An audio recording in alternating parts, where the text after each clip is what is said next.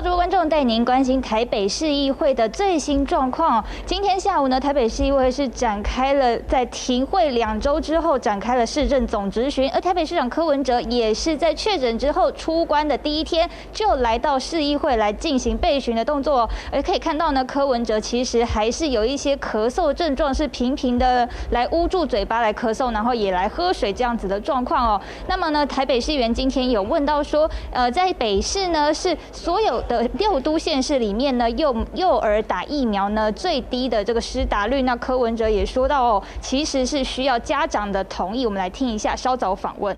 第一季完成的台北市呢只有14.4，是6都之末。我还是主张用学校的系统打就好，这样才会效率最高。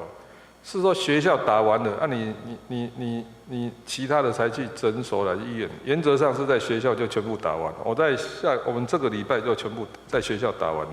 可以听到柯文哲是说，需要家长的同意书才可以来让小朋友接种这个疫苗。那目前呢，也是希望先以学校的施打系统为优先，那之后呢，再看是有没有要开放医院的这个预约的系统。那么另外呢，市议员也提到呢，黄珊珊是不是最后一次进行施政总质询？那之后要来选台北市长这个动作，那黄珊珊也有最新回复。我做每一件事情都是做最好的准备，做最好的努力，但是所有的事情不是我可以控制的，所以我会做了决定之后，我就跟大家报告。